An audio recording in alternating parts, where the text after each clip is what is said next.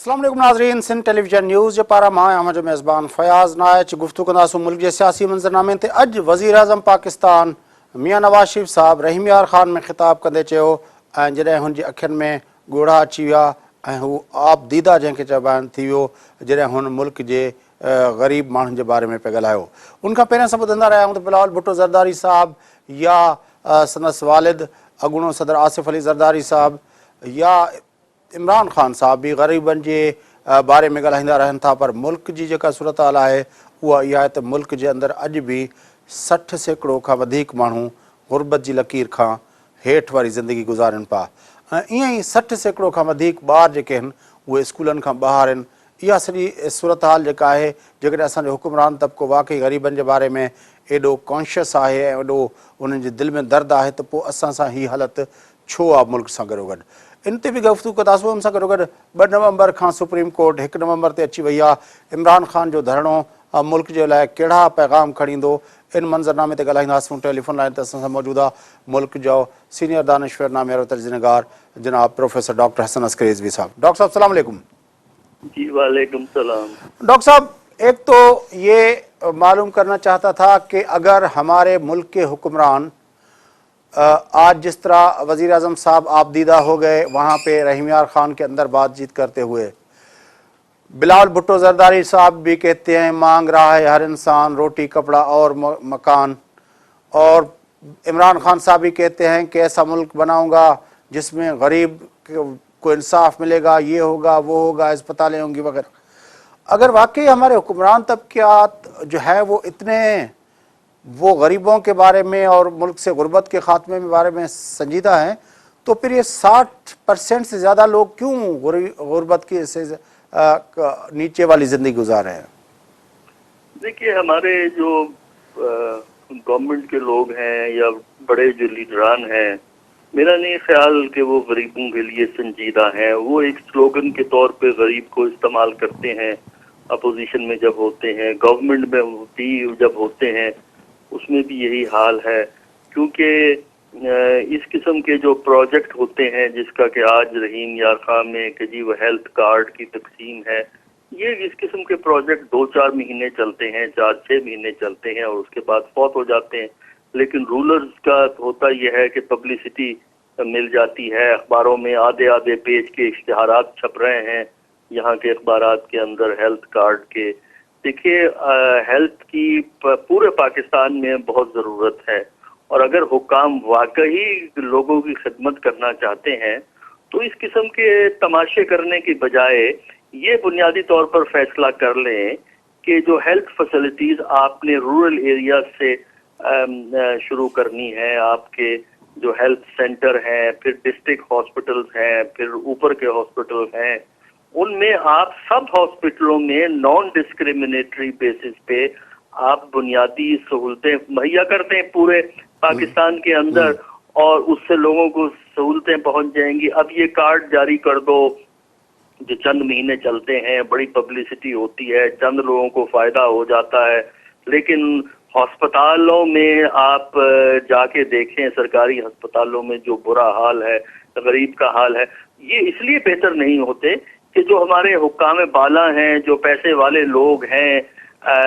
लीडरान हैं, वो अपना इलाज तो यहाँ करवाते नहीं हैं। जो उन्हें ये पता लगे कि क्या हाल हमारे हॉस्पिटल्स का है, डिस्ट्रिक्ट लेवल के हॉस्पिटल्स पे आप चले जाइए, उससे नीचे जो हेल्थ यूनिट्स होते हैं वहाँ चले जाइए, कुछ नहीं मिलता आपको। बड़े शहरों में आप आ जाइए, जो है वहाँ जो सरकारी अस्पताल है, इतना रश होता है और इतनी प्रॉब्लम्स होती हैं कि बगैर सिफारिश के, बगैर ताल्लुकात के बंदा काफ़ी जलील होता है। तो मैं नहीं समझता कि ये वाकई कौम के हमदर्द हैं, गरीबों के हमदर्द हैं। इसी तरह तालीम को आप देख लीजिए, सेहत की सहूलतों, आम जो जिंदगी की सहूलतें होती हैं, उनकी जो बुनियादी सहूलतें हैं, पीने का पानी जो है वो आप देख लें, थर का मसला कब से चल रहा है, पिछली हुकूमत से चल रहा है, और उसमें कोई खास हमें फ़र्क नज़र नहीं आता। तो अफसोस की बात है कि हमारे लीडरान जो हैं ड्रामे में ज़्यादा इंटरेस्टेड होते हैं और हकीकत में अवाम में इतनी दिलचस्पी हमें नज़र नहीं आती। अच्छा डॉक्टर साहब, फिर वोट भी इनको पड़ते हैं क्यों? دیکھیے یہ بات آپ کی ٹھیک ہے کہ ووٹ پڑھتے ہیں. ووٹ اس لیے ان کو پڑھیں گے کہ جو عام آدمی ہے وہ اپنے مفاد کو اس طرح دیکھتا ہے کہ مجھے تحفظ کون دے گا. بات یہ ہے کہ ریاست جو ہے وہ عام آدمی کو تحفظ پرووائڈ نہیں کرتی، جس میں اقتصادی تحفظ بھی ہے، اس کے علاوہ جو آپ کی شخصی تحفظ ہے، آپ کا انڈیویجول کا، جو ریاست سے آپ کا کاروبار ہوتا ہے، وہ کام کروانے ہوتے ہیں، یہ چیزیں، یہ تحفظ مہیا نہیں ہوتا، بلکہ یہ تحفظ آپ کو آپ کے علاقے کے جو انفلوئنشل لوگ ہیں، طاقتور لوگ ہیں، پیسے والے لوگ ہیں، وڈیرے ہیں، یہ چیزیں وہ پرووائڈ کرتے ہیں ان کو.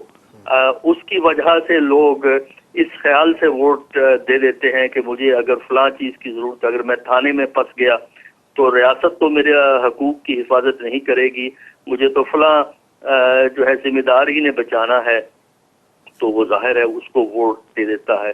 تو وہ اپنی لاچاری کی وجہ سے اور اپنی مشکلات کو کچھ کم کرنے کے لیے جو ہے وہ ایسے پروٹیکشن ڈھونڈتا ہے اور ووٹ کے ذریعے پروٹیکشن خریدی جاتی ہے، جس کی وجہ سے وہی لوگ جو ہیں جیتتے ہیں جو ایک طرف ایکسپلائٹ کرتے ہیں، دوسری طرف کچھ نہ کچھ سروسز جو کہ ریاست کو مہیا کرنی چاہیے وہ انڈیویجولز کو، اپنے گاؤں کے قصبے کے لوگوں کو مہیا کر دیتے ہیں. تو اس لیے یہ لوگ جا کے انہی کو ووٹ دے دیتے ہیں جو اس ملک کو ایکسپلائٹ کر رہے ہیں. اچھا ڈاکٹر صاحب، یہ جو گورننس کا ماڈل ہے ہمارے ہاں کہ آپ کا ایم این اے جس کو آپ لیجسلیٹو اسمبلی کے لیے سلیکٹ کرتے ہیں، الیکٹ کرتے ہیں، یا پروونشل اسمبلی میں کے اندر لیجسلیشن کے لیے آپ اس کو الیکٹ کرتے ہیں، لیکن وہ اپنے علاقے کے سارے انتظامی معاملات کا ایک طرح سے سربراہ بن جاتا ہے.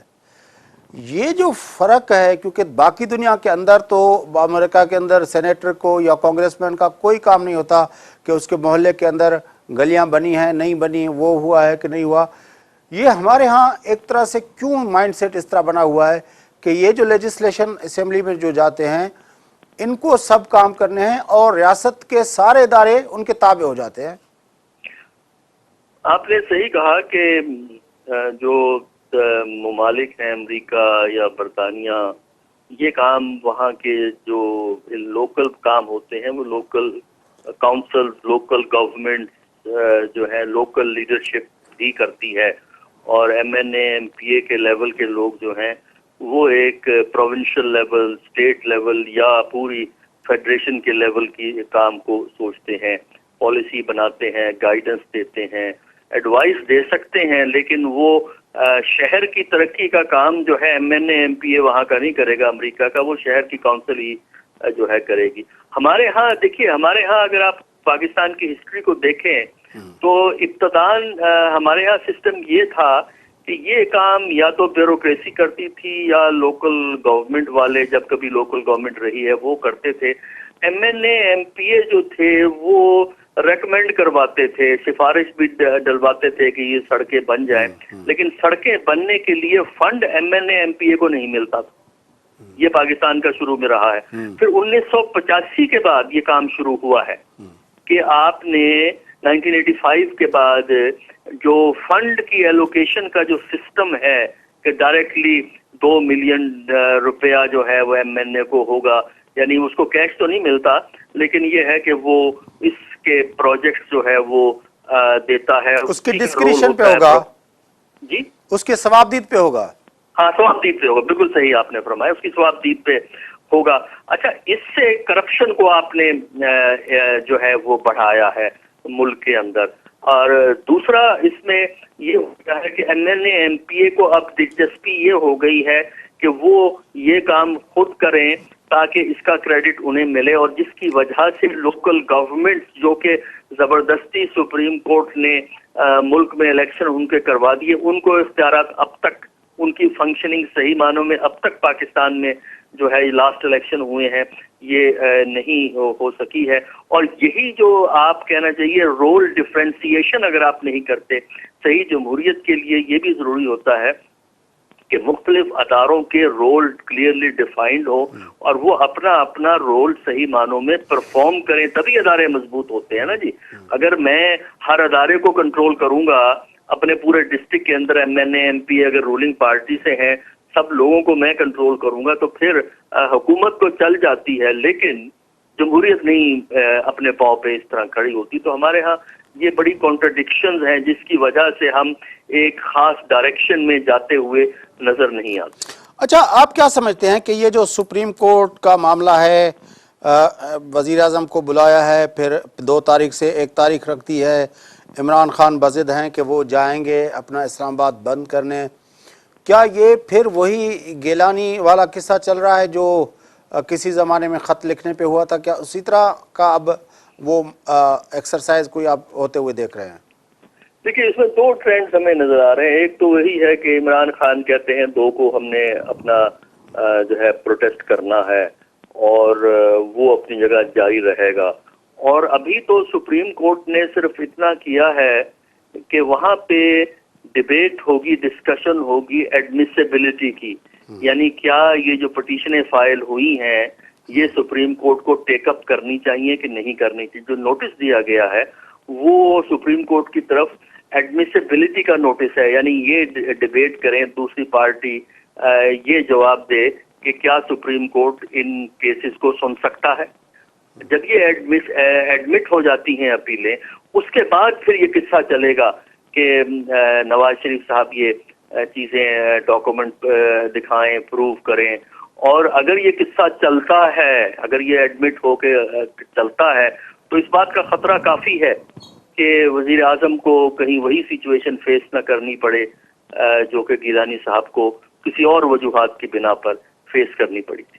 لیکن عمران خان جو بضد ہیں کہ وہ جائیں گے، کچھ لوگ کہتے ہیں کہ یہ اب جب سپریم کورٹ نے ٹیک اپ کر لیا ہے تو اب اس کا جو ٹیکٹس ہوگا وہ سپریم کورٹ کے اوپر بھی ایک پریشرائزنگ ٹیکٹس کے طور پر دیکھا جائے گا. دیکھیے، یہ ڈیبیٹ ہے ہمارے ہاں، جو پرو گورنمنٹ ہے ایلیمنٹ وہ یہی کہہ رہے ہیں. لیکن ابھی تو میرا تو پوائنٹ یہ ہے کہ ابھی تو سپریم کورٹ نے یہ فیصلہ ہی نہیں کیا کہ یہ اپیلیں ایکسیپٹ ہو گئی ہیں. یہ جو ڈیٹ دی گئی ہے، یہ جو نوٹس دیا گیا ہے، یہ نوٹس نہیں ہے سپریم کورٹ کی طرف سے. دیکھیے، 2 سٹیج میں کیس چلتا ہے نا سپریم کورٹ میں. پہلا کوشچن ہوتا ہے ایڈمیسیبلٹی کا، کیا یہ اپیل سپریم کورٹ کو سننی چاہیے کہ نہیں سننی چاہیے. جب یہ فیصلہ ہو جاتا ہے دونوں طرف کی آرگومنٹ کے بعد کہ یہ سپریم کورٹ کہتا ہے نہیں ہم سن سکتے ہیں اس اپیل کو، اس کے بعد پھر اصل کیس کھلتا ہے. تو اس سٹیج پہ ابھی پہلی سٹیج ہے. اور ابھی جو 2 ہفتے کے بعد جو نواز شریف اینڈ کمپنی کے جو وکلاء آئیں گے وہ یہ کوشچن ڈیبیٹ کریں گے، کیا سپریم کورٹ یہ کیس سن سکتا ہے، کیا سپریم کورٹ کی یہ پاور ہے کہ یہ کیس سنے. اس کے بعد سپریم کورٹ فیصلہ کرے گا. اگر تو سپریم کورٹ نے ٹیک اپ کر لیا یہ کیس، تب جا کے پھر وہ اصل قصہ شروع ہوتا ہے پاناما کے اندر، جو فائنینشیل افیئرز ہمارے پرائم منسٹر کی فیملی کے ہیں، پھر وہ ساری چیزیں آئیں گی. تو اس سٹیج پہ جو ہے صحیح معنوں میں اصل کیس ٹیک اپ نہیں ہوا ہے ابھی تک سپریم کورٹ. اچھا، آپ کیا سمجھتے ہیں کہ کافی عرصے سے جب سے یہ شروع ہوا ہے لوگ جو ہے وہ ہمارے تجزیہ نگار اس کو 30 نومبر سے بھی ریلیٹ کر رہے ہیں کہ جب ہمارے اندر ملٹری قیادت کی تبدیلی کا جو وہ پروسیس ہونا ہے، تو آپ واقعی سمجھتے ہیں کہ اس طرح کی بھی کوئی چیز ہے بیہائنڈ دا کرٹن؟ دیکھیے، یہ بات کہی تو جا رہی ہے، بالکل آپ صحیح کہہ رہے ہیں، لیکن جہاں تک میری اپنی اسیسمنٹ ہے سچویشن کی کہ کمانڈ تبدیل بھی ہو گئی تب بھی اس ریلیشن شپ میں سیولین کے ساتھ جو ہے ریلیشن شپ میں کوئی فرق نہیں آئے گا. جو بھی نیا کمانڈر آئے گا آرمی کا، وہ جن معاملات پہ شکایات اس وقت ہیں آرمی والوں کو، وہ سارے معاملے اسی طرح جو ہے ٹیک اپ ہوں گے اور یہ معاملات اسی طرح چلیں گے. یہ کوئی ایسی جلدی نہیں ہے آرمی کے اندر کہ اگر انہوں نے ٹیک اوور کرنا ہے تو وہ 28 نومبر سے پہلے کر لیں، کیونکہ پھر راحیل شریف ریٹائر ہو جائیں گے. ہمارا اپنا اسیسمنٹ یہ ہے کہ راحیل شریف چلے بھی گئے تو جو بھی ان کی جگہ سکسیڈ کرے گا، اور ہمارا خیال ہے کہ سینیورٹی کے مور اور لیس سینیورٹی کا پرنسپل فالو ہوگا، تو اس میں کوئی فرق نہیں پڑے گا.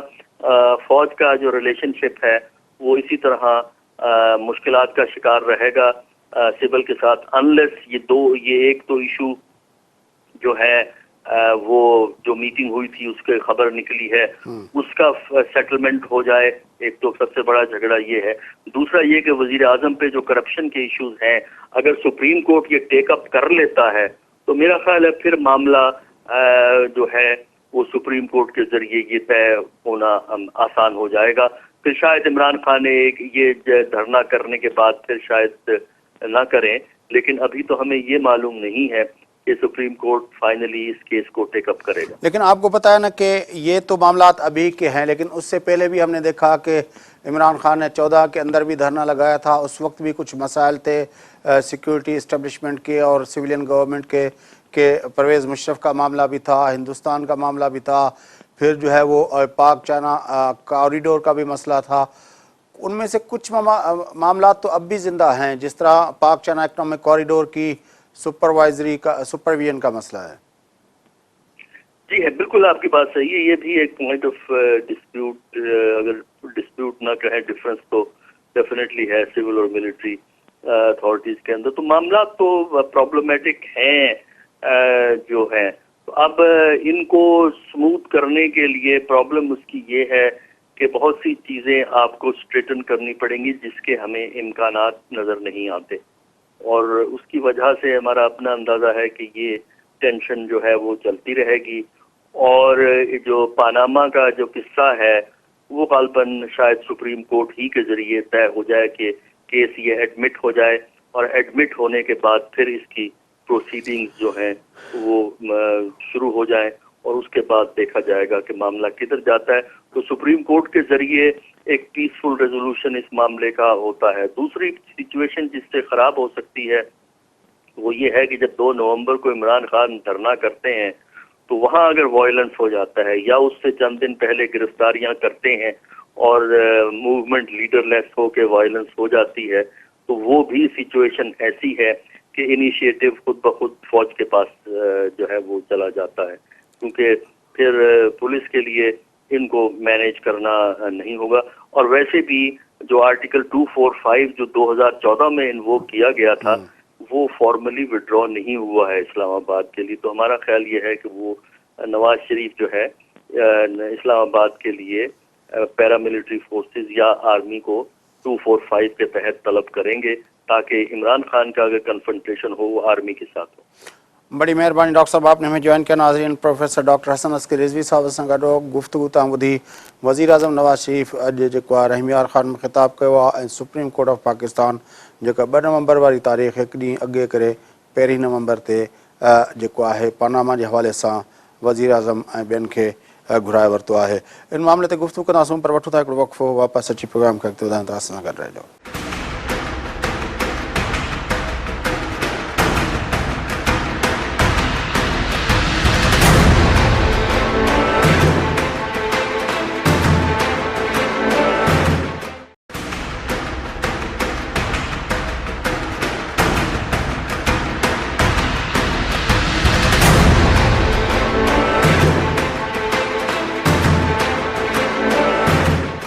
वेलकम बैक नाज़रीन, जो प्रोग्राम जे सिलसिले अॻिते वधायूं। गुफ्तगू कयूं था मुल्क जे सियासी मंज़रनामे ते, ऐं गुफ्तगू असांजी हलंदड़ हुई वज़ीर आज़म जे बारे में जेको अॼु हुन ख़िताब कयो आहे रहमियार ख़ान जे अंदरि। ऐं उनखां पहिरियों जेको आहे जेको सुप्रीम कोर्ट ऑफ पाकिस्तान जेको 2 नवंबर ते पानामा जे हवाले सां जेका सुनवाई रखियल हुई, जेका तारीख़ रखियल हुई, उनखे अॻिते करे 1 नवंबर करे छॾियो आहे। इमरान ख़ान बहरहाल अॼु बि तयारु आहे। अॼु बि हू चए थो त हू इस्लामाबाद ज़रूरु ईंदो। इन मंज़रनामे ते गुफ्तगू कंदासूं। टेलीफोन लाइन ते लाहौर मां असां मुल्क जा सीनियर तर्जुमेकार सलमान आबिद साहब असां गॾु अचो त उनसां गुफ्तगू। सलमान आबिद साहब, अस्सलाम वालेकुम। वालेकुम सलाम। क्या सर, क्या चल रहा है लाहौर के अंदर, क्या बातें हो रही हैं? ये जो सारा टग ऑफ वार अपना 2 नवंबर वाला है। देखिए, बुनियादी तौर पर तो इस वक्त 2 बड़े इशूज हैं जो इस वक्त पाकिस्तान की सियासत में छाए हुए हैं, और दोनों का ताल्लुक एक सतह के ऊपर पंजाब की सियासत से जुड़ा हुआ नजर आता है। पहला मसला तो जो है वो इमरान खान वर्सेस नवाज शरीफ के दरमियान जो सियासी जंग चल रही है, उसमें लगता यह है कि इमरान खान काफी एग्रेसिव मूड में नजर आ रहे हैं, और जिस अंदाज से वो तूफानी दौरे कर रहे हैं मुल्तान, फैसलाबाद और दूसरे शहरों के, और जिस तरह से वो कारकुनों को मोटिवेट कर रहे हैं, وہ ظاہر کرتا ہے کہ وہ کوئی واقعی فائنل راؤنڈ کھیلنے کی تیاری کر رہے ہیں۔ اور پھر عمران خان بار بار یہ کہہ رہے ہیں کہ یہ ان کا آخری دھرنا ہے اور آخری جلسہ ہے، اس کے بعد حکومت کے خلاف کوئی دھرنا اور کوئی جلسہ نہیں ہوگا۔ تو اس کا مطلب ہے تو گیم پلان تو عمران خان کے ذہن موجود ہے کہ وہ اس کو کہاں لے کے جانا چاہتے ہیں۔ عمران خان صاحب تو فائنل موڈ میں ہیں۔ دوسرا آپ جی بات میں کریں۔ کہہ رہا تھا، میں کہہ رہا تھا کہ دوسرا مسئلہ یہ ہے کہ حکومت کے اندر بھی دو رائے پائی جا رہی ہیں۔ ایک رائے یہ پائی جا رہی ہے کہ کیا عمران خان کو فری ہینڈ دیا جائے یا نہ دیا جائے، اور دوسری رائے یہ ہے کہ جی عمران خان کو فری ہینڈ دینے کی بجائے ان کو انتظامی طاقت سے روکا جائے اور 2 نومبر سے پہلے کچھ لوگوں کو گھروں میں نظر بند کر دیا جائے، زرعی سطح پر گرفتاریاں وغیرہ کی جائیں۔ تو اب یہ دیکھنا ہوگا کہ حکومت ایسی کون سی سیاسی حکمت عملی اختیار کرتی ہے یا انتظامی طاقت استعمال کرتی ہے۔ تو ایک مسئلہ جو ہے وہ عمران خان ورسز نواز شریف کے درمیان نظر آ رہا ہے، اور دوسرا بڑا مسئلہ جو ہم دیکھ رہے ہیں قومی سیاست میں وہ آرمی چیف کی تقرری کے حوالے سے ہے۔ اس میں بھی لگتا یہ ہے کہ حکومت کے درمیان اور فوج کے درمیان کچھ معاملات کے اوپر جو ہے تحفظات پائے جاتے ہیں آرمی چیف کی تقرری کے اوپر۔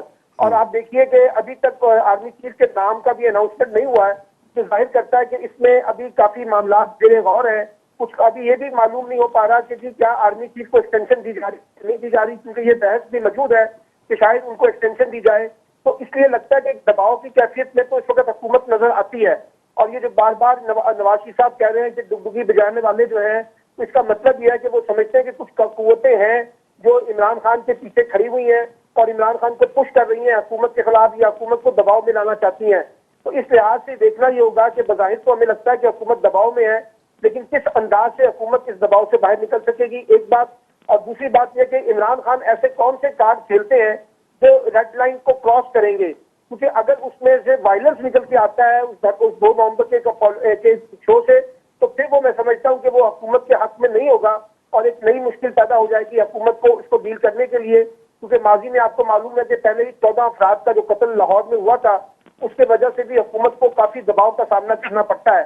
تو بظاہر اور لگتا یہ ہے کہ سارے معاملے میں پالیٹکس جو ہے وہ جنرل راحیل شریف، نواز شریف اور عمران خان کے درمیان آ کر کھڑی ہو گئی ہے، اور پیپلز پارٹی اور باقی جماعتیں جو ہیں وہ صرف ابھی تیل دیکھو اور تیل دیکھو والی پوزیشن کے اوپر کھڑی ہوئی نظر آ رہی ہیں۔ اچھا، آپ کے خیال میں لاسٹ ٹائم جب عمران صاحب گئے تھے اسلام آباد تو اس وقت بڑے جوش و خروش سے گئے تھے، اور اس وقت اس کو ایک بہت بڑا ہارڈ کور قسم کی سپورٹ تھی، کیونکہ ہارڈ کور قسم کے ورکرز تھے پاکستان عوامی تحریک کے طاہر القادری صاحب کے۔ اس مرتبہ وہ بھی ان سے نہیں مل رہے، تو عمران خان کے بارے میں تو عام تاثر ہم نے جو دیکھا ہے لاسٹ ٹائم کہ ان کے لوگ آتے تھے شام کو میوزک پہ بھنگڑے ڈال کے وہ چلے جاتے تھے، تو اس طرح دھرنا تو نہیں ہوتا تھا۔ اس مرتبہ آپ کے خیال میں کیا تبدیلی ہوگی عمران کے اس میں؟ دیکھیے بہت امپورٹنٹ پوائنٹ آپ نے ریز کیا فیاض صاحب، کیونکہ پیپلز تحریک انصاف کے بارے میں یہی خدشے کا اظہار کیا جا رہا ہے کہ کیا اس کا کارکن جو ہے وہ مزاحمتی سیاست کا کوئی تجربہ رکھتا ہے یا نہیں رکھتا، کیونکہ پچھلے دھرنے میں ہم یہ کام نہیں دیکھ سکتے تھے۔ آپ کو یاد ہے جس رات کے اندر کافی شیلنگ وغیرہ بھی ہوئی تھی، اور جس رات کو پارلیمنٹ کی صبح پارلیمنٹ پہ حملہ بھی ہوا تھا، اس میں بھی پاکستان عوامی تحریک کے لوگ ہی پیش تھے۔ اس لیے یہ خدشہ بجا، آپ کا جو آپ نے خدشہ کا اظہار کیا ہے وہ بجا ہے کہ کیا تحریک انصاف خود تنہا جو ہے اس طرح کی مزاحمت کر سکے گی جس قسم کی مزاحمت ہمیں عوامی تحریک کے کارکن کرتے ہوئے نظر آئے تھے۔ یہ ایک سوالیہ نشان ہے۔ عمران خان خود کہہ رہے ہیں کہ اس بار ان کے کارکنوں نے کافی تیاری کی ہوئی ہے، یہ پچھلے دھرنے سے مختلف ہوگا، لیکن مجھے لگتا یہ ہے فیاض صاحب کہ 2 نومبر سے پہلے بھی بہت کچھ ہونے والا ہے۔ اس کی وجہ یہ ہے کہ 2 نومبر سے پہلے یہ جو آرمی چیف کی تقرری کے معاملے میں بھی کافی چیزیں جو ہے نکل کے سامنے آئیں گی کہ کون کس کا کارڈ کھیلتا ہے۔ اور دوسری بات یہ ہے کہ جس طرح سے حکومت اس کو ریئیکٹ کر رہی ہے اس سے بھی عمران خان کا ایک مومنٹم بن رہا ہے۔ تو لگ یہ رہا ہے کہ عمران نے اپنے آپ کو خود ایک بہت بڑے چیلنج میں ڈال دیا ہے، کیونکہ جب وہ یہ کہتے ہیں کہ اس کے بعد کچھ نہیں ہوگا، تو اگر یہ اس بار دھرنا ناکام ہوتا ہے اور اس سے حکومت نہیں جاتی، وزیر اعظم نواز شریف صاحب دباؤ میں آ کے استعفیٰ نہیں دیتے، تو اس کے بعد پھر عمران خان کے پاس کیا سیاسی کارڈ بچ جائے گا۔ مجھے بظاہر ایسا لگتا ہے کہ عمران خان ایک بہت بڑا جوا کھیل رہے ہیں اپنی پالیٹکس کے حوالے سے۔ اچھا، آپ کے خیال میں یہ جو بہت کچھ 2 نومبر سے پہلے ہو سکتا ہے، اس میں کیا کیا ہو سکتا ہے؟ دیکھیے اس میں تو ایک بات یہ ہو سکتی ہے کہ جیسے کل سپریم کورٹ نے تمام فریقین کو نوٹس جاری کیے ہیں، اور آج بہت سے لوگوں نے یہ بات کہی بھی ہے، لکھی بھی ہے، بولی بھی ہے کہ جب معاملہ عدالت کے اندر چلا گیا ہے، عدالت نے اس کے اوپر ایکشن لے لیا ہے اور تمام فریقین کو بلا لیا ہے، تو عمران خان کو بھی چاہیے کہ اس معاملے میں جو ہے نا صبر کرے اور عدالت کا انتظار کرے۔ جس طرح سے نواز شریف صاحب نے آج کہا کہ میں عدالت کے فیصلے کا خیر مقدم کرتا ہوں اور معاملہ کورٹ میں ہے، تو دھرنے والے جو ہے وہ کورٹ کا انتظار کریں۔ ایک پریشر تو عمران خان کے اوپر یہ بڑھ رہا ہے، لیکن بظاہر عمران خان یہ کہتے ہیں کہ وہ اس پریشر کے نیچے اترنے والے نہیں ہیں اور وہ اپنا احتجاج جاری رکھیں گے. تو ایک پریشر تو بہرحال پولیٹیکلی عمران خان کے اوپر بڑھ رہا ہے کہ وہ ذرا ریڈ لائن کراس نہ کریں اور چیزوں کو وہاں تک نہ لے کے جائیں جہاں سے وہ واپسی اس طرح سے نہ ہو سکے. ایک بات. دوسری بات یہ ہے کہ 2 نومبر سے پہلے کچھ لوگ یہ مشورہ دے رہے ہیں حکومت کو کہ وہ آرمی چیف کی تقرری کر دیں. اگر حکومت اس دفعہ آرمی چیف کی تقرری اپنے ہی مشورے سے کرتی ہے اور اس میں فوج کے مشورے کو شامل نہیں کرتی تو اس سے بھی کافی کمپلیکیشن جو ہے وہ کریٹ ہوں گی اور لگے گا کہ جو سول ملٹری ڈیفیسٹ ہے وہ بہت بڑھ رہا ہے. تیسری بات یہ ہے کہ اگر حکومت نے 2 نومبر سے پہلے انتظامی بنیادوں پر طاقت کی بنیاد پر پی ٹی آئی کو کچلنے کی کوشش کی، کچھ لوگوں کو نظر بند کیا، گرفتار کیا، عمران خان کو گرفتار کیا، تو اس سے پھر سیاسی ماحول جو ہے اس میں کافی تلخی آ جائے گی اور وہ اپوزیشن جماعتیں بھی جو پیچھے بیٹھی ہوئی ہیں انہیں بھی کسی نہ کسی شکل میں حکومت کے خلاف کھڑا ہونا پڑے گا. تو اس لیے یہ دیکھنا پڑے گا کہ آنے والے چند دنوں میں حکومت ایسی کیا اسٹریٹجی اختیار کرتی ہے اس سے 2 نومبر کو ڈیل پر نمٹنے کے لیے. اچھا، لیکن ہم دیکھتے ہیں کہ اپنا سلمان عابد صاحب کے اس وقت 2 پولیٹیکل پارٹیز جو ہیں وہ تو ایک دوسرے کے آمنے سامنے ہیں. ایک طرف پی ٹی آئی ہے اور دوسری طرف مسلم لیگ نون ہے. لیکن ملک کے اندر اور بھی پارٹیز ہیں. پیپلز پارٹی ہے، سندھ کی 2 بڑی پارٹیاں جو ہیں وہ پیپلز پارٹی ہے، متحدہ قوم موومنٹ ہے، اس کے بعد وہ جو ہے فنکشن لیگ بھی ہے، اور پھر اگر بلوچستان میں جائیں تو وہاں پہ نیشنل پارٹی ہے اور اچکزئی صاحب ہیں. پختونخوا میں جائیں تو وہاں پہ اے این پی ہے، جماعت اسلامی ہے.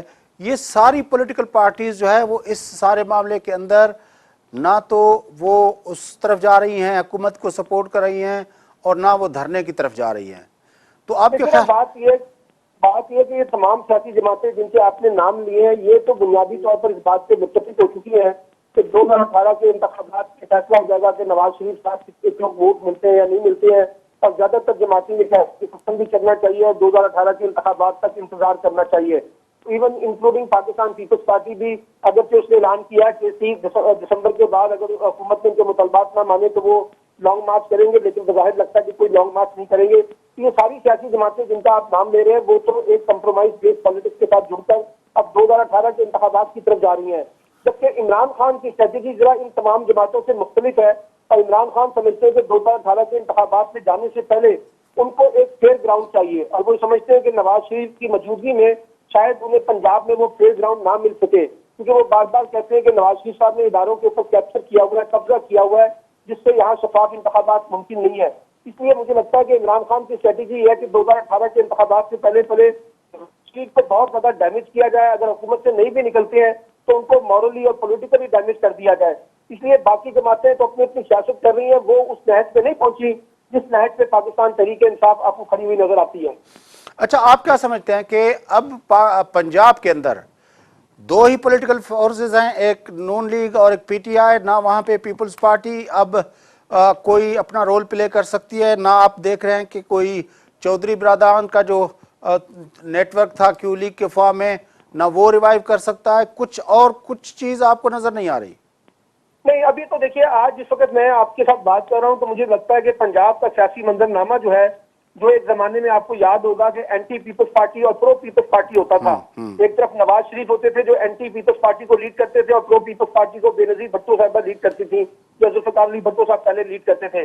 اب صورتحال یہ ہے کہ جو اینٹی نواز شریف الائنس ہے یا جو اینٹی نواز شریف سیاست ہے وہ لیڈ کر رہے ہیں عمران خان، اور جو پرو نواز شریف سیاست ہے اس کو لیڈ کر رہے ہیں نواز شریف. تو پنجاب کی جو انتخابی سیاست ہے، الیکٹوریل سیاست ہے، اس کے اوپر تو اب لگتا ہے 1-to-1 مقابلہ ہے پی ٹی آئی ورسز جو ہے نا پی ایم ایل این کا. باقی جماعتیں بھی اپنا وجود تو رکھتی ہیں لیکن اب وہ جو ہے اس طرح کی طاقت کی پوزیشن پہ مجھے نظر نہیں آ رہی جس طرح کی طاقت کی پوزیشن پہ اس وقت پی ایم ایل این کے مقابلے میں پی ٹی آئی نظر آتی ہے. لیکن سلمان عابد صاحب، آپ کو یاد ہوگا کہ آپ میرے پروگراموں میں اکثر یہ کہتے رہے ہیں کہ بلاول صاحب کے لیے پنجاب جو ہے وہ اس کے لیے گراؤنڈ بنا ہے، اگر وہ چاہیں تو وہ اویل کر سکتے ہیں. دیکھیے کہ میں آپ کو یہ بھی کہتا رہا ہوں کہ بلاول صاحب اتنا دیر کر رہے ہیں اس سے ان کی ٹرین مسلسل جا رہی ہے.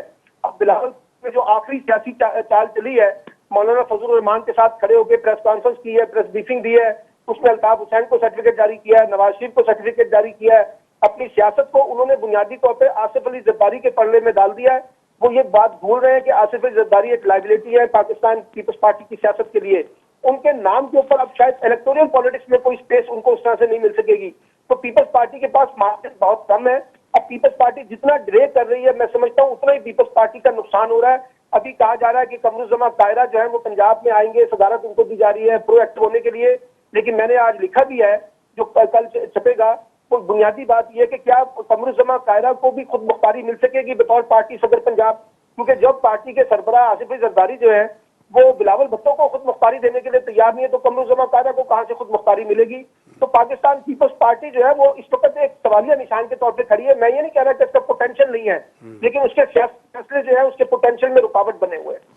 اچھا, آپ کیا سمجھتے ہیں کہ اگر یہ سیٹ بیک جس طرح آپ کہہ رہے ہیں عمران خان کو آ گیا, جو عمران خان آپ کے بقول بہت بڑا رسک لے رہے ہیں, بڑا جوا کھیل رہے ہیں, تو اس کے بعد کیا ہوگا کہ یہ جو پنجاب ہے وہ پورے کا پورا جو ہے وہ نون لیگ کے حق میں چلا جائے گا, یا پھر وہ ایک اسپیس بنے گا جس کو اگر بلاول بھٹو زرداری صاحب یا کوئی اور پارٹی چاہے تو اویل کر سکے گی؟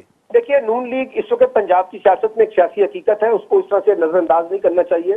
اور اگر اب یہ نواز شریف صاحب اس راؤنڈ کے اندر اگر ان کو کوئی بڑا نقصان نہیں ہوتا اور معاملات 2018 کے انتخابات کی طرف جاتے ہیں, تو میں بہت سے پیپلز پارٹی کے دوستوں سے بھی بات کر چکا ہوں جو یہ سمجھتے ہیں کہ پھر 2018 کے انتخابات میں ایک بڑے واضح مارجن کے ساتھ نواز شریف کو ووٹ آؤٹ کرنا جو ہے وہ کافی مشکل ہو جائے گا.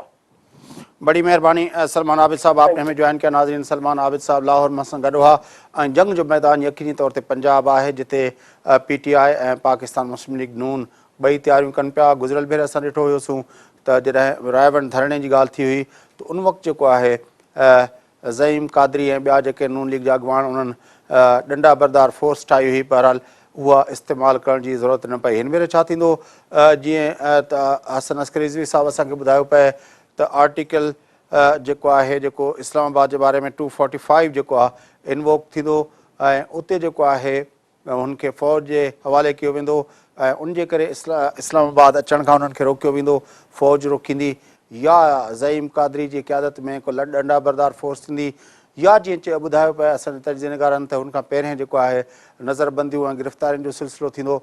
इहो हिकिड़ो डिबेट आहे जंहिंजे बारे में ख़ुदि नून लीग बि अञा ताईं क्लियर न आहे त उन हवाले सां छा करिणो आहे. बहरहाल 2 नवंबर के काफ़ी टाइम आहे ऐं इन विच में डेवलपमेंट्स काफ़ी थींदियूं ऐं उन्हनि डेवलपमेंट्स जे नतीजे में जेका सूरत हाल आहे अञा वधीक वाज़े थींदी. अॼोके ॾींहुं प्रोग्राम जो वक़्तु पूरो थिए थो. पंहिंजे मेज़बान फयाज़ नशकिंदा इजाज़त, सदाईं गॾु.